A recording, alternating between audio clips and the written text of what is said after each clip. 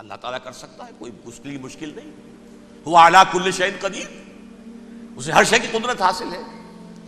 لیکن اصل بات جو ہے میں آپ کو بتانا چاہتا ہوں، یہ ہے سائیڈ ایشو. اصل ایشو ہے فلسطین کا جو شروع ہونے والا ہے. بھٹی دہکے گی وہاں. ظاہر بات ہے کہ اگر کوئی بہت بڑا اقدام ہو جاتا ہے فلسطینیوں کے خلاف، اور اگر واقعتاً مسجد اقصیٰ اور قبۃ الصخرہ گرا دیے جاتے ہیں، جو طوفان اٹھے گا عالم عرب میں، یہ حسنی مبارک ہوں یا شاہ خالد ہوں یا کوئی اور ہو، یہ نہیں روک سکتے اس طوفان کو. نوجوان خون اٹھے گا، غیرت اور جو بھی حمیت ہے. مسلمان ان پڑھ سے ان پڑھ اور بالکل بے دین، وہ بھی مسجد کی حرمت پر کٹ مرنے کو تیار ہو جاتا ہے. مسجد تو بنا دی شب بھر میں ایمان کی حرارت والوں نے، من اپنا پرانا پاپی ہے، برسوں میں نماز ہی بن نہ سکا. وہ چاہے کانپور کی مسجد سے مسلمانوں نے جانے دی ہیں، چاہے وہ شہید گنج کی مسجد تھی مسلمانوں نے جانے دی ہیں، چاہے نماز نہ پڑھتے ہو. لیکن یہ جو حرمت اور یہ جو حمیت اور یہ غیرت ہے، اس سے جو طوفان اٹھے گا یہ ہوگا اس ملحمۃ العظمی، اس کی طرف پیش رفت ہو رہی. کتاب الملاحم سے احادیث کے حوالے سے کہ جن جنگوں کا حوالہ دیا حضور نے، پیشن گوئی کی ہے، اس کا نقطہ آغاز تھا خلیج کی جنگ. صدام حسین نے اسے کہا تھا یہ مدر آف وارز ہے، ام المحارب، یہ ایک جنگ نہیں ہے. اس کا نقشہ بھی حدیث میں موجود ہے، پیشن گوئی موجود تھی، اس وقت بھی ہم نے شائع کی تھی. لیکن اس میں جو جنگ اب ہونے والی وہ الملحمۃ العظمی. ملحمہ کسے کہتے ہیں؟ لحم گوشت کو کہتے ہیں، اور قصائی کی دکان کو عربی میں ملحم کہتے ہیں، جہاں گوشت کے ٹکڑے کیے جاتے ہیں. آج کل مشینوں سے ہوتے ہیں، اب جو ہے وہ ہاتھ سے چھریوں سے نہیں ہوتے، لیکن ٹکڑے ہو رہے ہوتے ہیں، جسموں کے چیتھڑے اڑ رہے ہوتے ہیں. ملحمہ، یہی لفظ استعمال کیا تھا حضرت سعد ابن عبادہ نے رضی اللہ تعالی عنہ یوم فتح مکہ. ان کے دل میں تھا کہ اب ہم انتقام لیں گے ان عربوں سے، ان قریش سے. الیوم یوم الملحمہ، الیوم یوم الملحمہ، یہ کہتے ہوئے جا رہے تھے. ایک خاص کیفیت، آج ہے گوشت کے ٹکڑے اڑانے کا دن. حضور سے کہا کسی دن جا کر کے سعد تو یہ کہہ رہے ہیں الیوم یوم الملحمہ، الیوم یوم الملحمہ.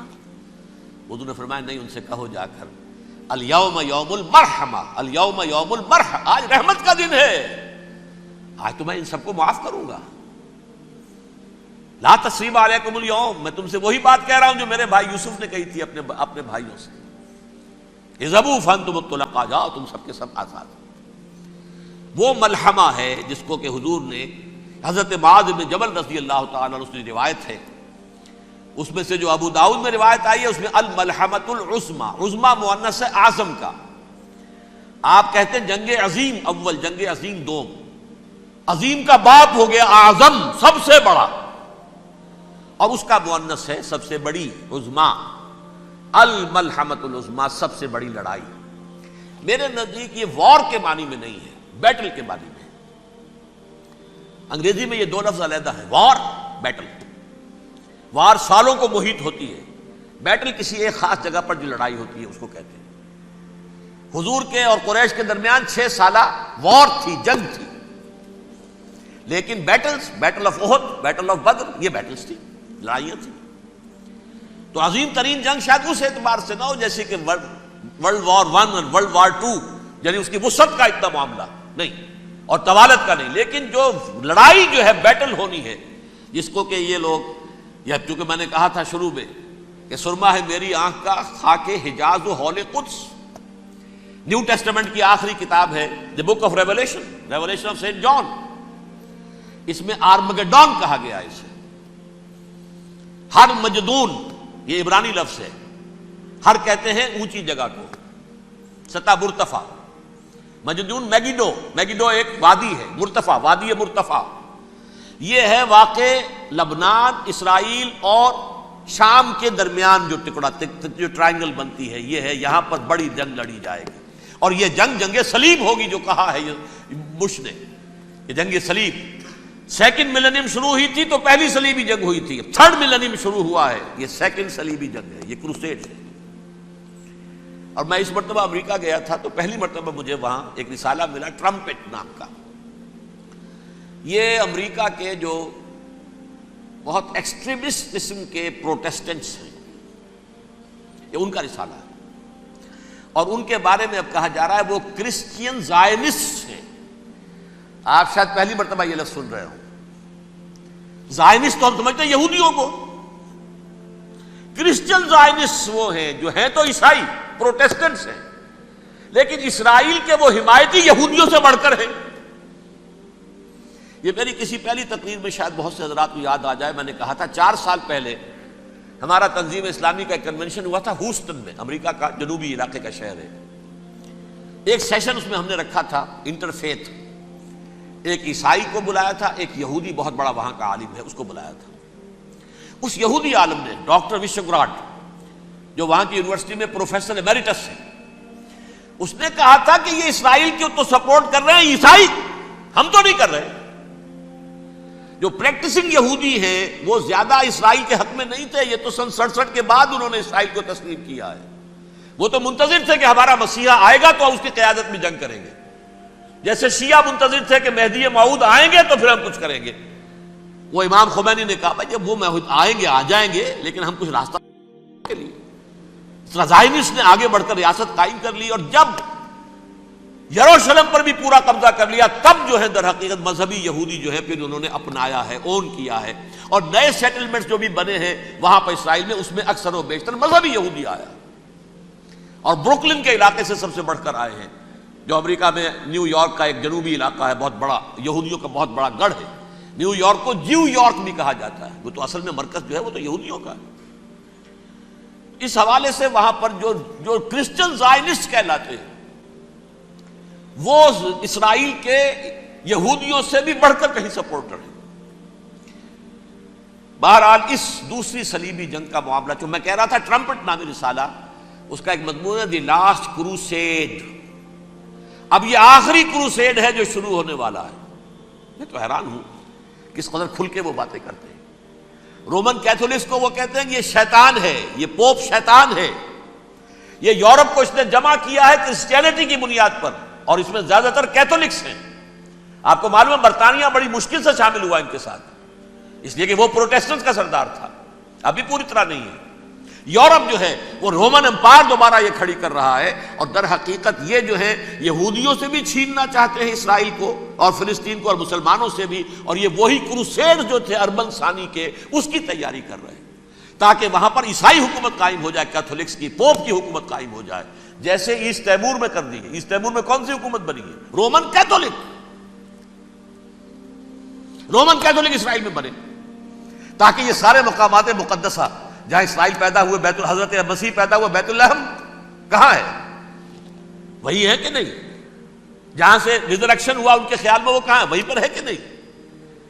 بڑے بڑے گرجے ان کے وہی ہیں. تو اس اعتبار سے ان کا کہنا یہ ہے یہ لاسٹ کروسیڈ کی تیاری ہو رہی ہے، یہ کیفور. اور ان کا کہنا یہ ہے کہ یہ پوری طاقت نیٹو کی جو ہے، یہ پہلے جرمنی سے لائی گئی بوسنیا، انہوں نے خود وہاں جنگ کروائی، انہوں نے خود وہاں پر ایتھنک کلینسنگ کروائی، پھر خود مصالحت کے لیے آ گئے، پھر کوسوو میں انہوں نے خود آگ بھڑکائی. یہ میں نہیں کہہ رہا، یہ وہ ٹرمپٹ رسالہ امریکہ سے چھپنے والا پروٹیسٹنٹس کا رسالہ ہے جو یہ کہہ رہا ہے. پھر انہوں نے کوسوو کے اندر کروایا، اور پھر وہ وہاں پر پیس فورس کی حیثیت سے آ گئے. اب وہ میسیڈونیا میں کروا رہے ہیں اور وہاں داخل ہو گئے ہیں. اگلا قدم ان کا سائپرس ہوگا، سائپرس میں ترکوں کو اور وہ گریکس کو لڑائیں گے اور وہاں آ جائیں گے، وہاں سے ایک چھلانگ لگائیں گے اور یہ فلسطین میں پہنچیں گے، اور یہ وہاں پر ایک رومن امپائر، اپنی پرانی رومن امپائر کی طرح کی رومن کیتھولک ریاست قائم کرنا چاہتے ہیں. تو وہاں امریکہ کے عیسائیوں میں بھی کوئی ایک طبقہ نہیں ہے، کیتھولکس بھی ہے. کیتھولکس زیادہ نہیں ہے ہمدرد، لیکن اب تابع ہو چکے ہیں. اسحاق ریبین نے جب یہ پیس ٹاک شروع ہوئی تھی، آپ کو یاد ہوگا شاید کہ جب وہ آیا تھا واشنگٹن سے واپس فلسطین اسرائیل، تو پہلے روم میں رکا for an audience with the Pope, اور پوپ کو اس نے ایک مرتبان سا پیش کیا تھا، حضرت سلیمان علیہ السلام کے زمانے کا مرتبان، اور کہا تھا دیکھیے 3000 برس تک ہم نے اس کی حفاظت کی ہے، اب یہ میں آپ کے حوالے کر رہا ہوں. اس کے بعد سے پوپ جو ہے بالکل رام ہو گیا، اور وہ عیسائیوں کے ساتھ اور یہودیوں کے ساتھ ان کا پورا معاہدہ ہو۔ اب پورا عیسائی ورلڈ جو ہے بعثت مجموعی یہودیوں کے شکنجے میں ہے۔ البتہ ان کے اندر بھی جھگڑے ہیں، جو وہاں پر وائٹ کرسچن ملیشیاز ہیں وہ ایکسٹریمسٹ ہیں کیتھولکس، ان کے نزدیک دشمن نمبر 1 یہودی، دشمن نمبر 2 مسلمان، دشمن نمبر 3 جو یورپ میں کالے ہیں، ایفرو امریکن، چاہے وہ عیسائی ہو گئے ہوں، کوئی بھی ہو۔ یہ 3 دشمن ہیں جن سے انہوں نے کلینز کرنا ہے، صاف کرنا ہے ان کے خیال کے مطابق امریکہ کی سوسائٹی کو۔ اولا یہود، پھر مسلمان، اور پھر یہ جو کالے ہیں۔ لیکن دوسری طرف پروٹیسٹنٹس کے اندر ایکسٹریمسٹ وہ ہیں جنہیں کہا جا رہا ہے یہ کرسچین زائنسٹ ہیں، یہ اسرائیل کے، اسرائیل سے بڑھ کر سپورٹرز ہیں۔ بہرحال یہ اب جنگ ہوگی، اس کا نتیجہ کیا نکلے گا یہ تو اللہ ہی جانتا ہے۔ اب میں آخری بات کی طرف آ رہا ہوں۔ آخری نتیجہ تو جو بھی کچھ اپس اینڈ ڈاؤنز آئیں گے، تلک الایام نداولھا بین الناس، آخری نتیجہ ڈراپ سین وہ یہ ہوگا کہ اللہ کے دین کا بول بالا ہوگا، اور پوری دنیا پر محمد کے لائے ہوئے دین صلی اللہ علیہ وسلم کی حکومت قائم ہوگی۔ وہ گویا قیامت کی تمہید ہوگی، اس کے بعد بس قیامت آئے گی، کیونکہ مقصد کائنات، تخلیق کائنات پورا ہو جائے گا۔ پوری مخلوقات کے اندر مقصد تخلیق، کلائمیکس آف کریشن محمد الرسول اللہ صلی اللہ علیہ وسلم، دین کی تکمیل محمد الرسول اللہ صلی اللہ علیہ وسلم۔ اور اس خلافت عرضی کے لیے جو حضرت آدم کو خلافت دی گئی تھی، جب اس میں وہ خلافت پوری دنیا پر قائم ہو جائے گی، اس کا مقصد پورا ہو جائے گا۔ And that will be the beginning of the end۔ اس کے بعد قیامت ہے۔ آخری نتیجہ تو یہ نکلنا ہے۔ اس سے پہلے سزائیں ہمیں بھی مل رہی ہیں، اور یہاں میں کانٹے کی بات جو چھوڑ گیا تھا اس وقت بیان کر دوں۔ اللہ نے اس مغضوب علیہم قوم کو، اس ملعون قوم کو کیوں اب تک چھوٹ دیے رکھی؟ میں بتا چکا ہوں یہ بڑے عذاب کے مستحق ہو چکے تھے حضرت عیسیٰ علیہ السلام کے زمانے میں، چھوٹ دی ہے ابھی تک ہے، بلکہ ایک مرتبہ ابھارا ہے۔ 1900 برس کے بعد ابھرے ہیں یہ، بالفور ڈیکلریشن 1917، سن 70 عیسوی کے بعد، تقریباً 1900 برس، 1850 برس تو ہے کم سے کم۔ پھر creation of Israel 1948، 1967 extension of Israel, یروشلم پر قبضہ۔ یہ سارا جو ہے کیوں ہے؟ اللہ تعالیٰ اس خیر امت محمد صلی اللہ علیہ وسلم، اس کے بہترین حصے کو سزا ان ملعونوں کے ہاتھوں دے رہا ہے۔ کیوں؟ جو جرم انہوں نے کیا تھا وہی ہم نے کیا۔ انہوں نے اللہ کی کتاب کو پیٹھ کے پیچھے پھینکا، نبذ فریق من الذین اوتوا الکتاب کتاب اللہ وراء ظہورہم، ہم نے اپنی پیٹھوں کے پیچھے پھینکا کہ نہیں؟ کولونیل رول سے آزاد ہوئے، کہیں اسلامی قانون نافذ کیا، کہیں اسلامی نظام قائم کیا؟ تو جو جرم ان کا تھا وہی ہمارا ہے، اور ہم خیر امت ہیں، اور ہمارے میں سے خیر ترین عرب ہیں، ان پر اللہ کا فضل، ان کی مادری زبان میں اللہ کی کتاب موجود ہے۔ پھر انہوں نے اللہ کے دین کو پیٹھ دکھائی۔ جو ملک آزاد ہوا کولونیل رول سے، یا اس نے قبلہ کر لیا اپنا ماسکو کی طرف، یا کر لیا واشنگٹن کی طرف، کسی نے مکے کو قبلہ بنایا، یہ بدترین سزا ہے۔ ویل للعرب من شر قد اقترب۔ اور ترمذی شریف میں تو یہاں تک روایت ہے، من اقتراب الساعۃ ہلاک العرب، قیامت کے قرب کی ایک نشانی یہ بھی ہوگی کہ عرب ہلاک ہو جائیں گے۔ ایک حدیث میں الفاظ آتے ہیں کہ حضور نے جب کہا یہ ہوگا یہ ہوگا یہ ہوگا، یہ بربادی آئے گی، تو کسی زوجہ محترمہ نام میں بھول رہا ہوں، انہوں نے پوچھا کہ عرب اس دن کہاں ہوں گے؟ فرمایا العرب یومئذ قلیل، بہت کم۔ آخری خاتمہ ہونا ہے یہود کا حضرت مسیح علیہ السلام کے ہاتھوں.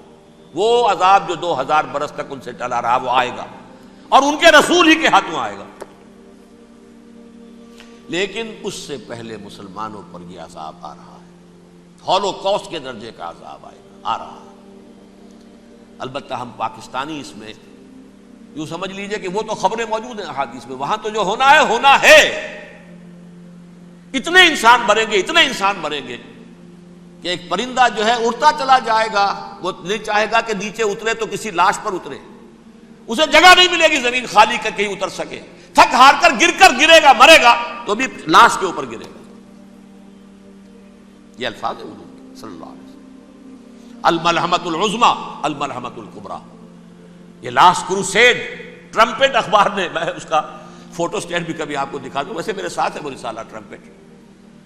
دی لاسٹ کروسیڈ اس کی تیاری ہو رہی ہے. وہ الملحمۃ العظمیٰ اور ملحمۃ الکبریٰ جو ہے وہ آنے والی ہے. ابن ماجہ میں کبریٰ کہا ہے، اکبر کا مؤنث کبریٰ. ملحمہ کبریٰ سب سے بڑی جنگ اور ملحمہ عظمیٰ سب سے عظیم جنگ. یہ ہوگی اور بہت جلد ہوگی.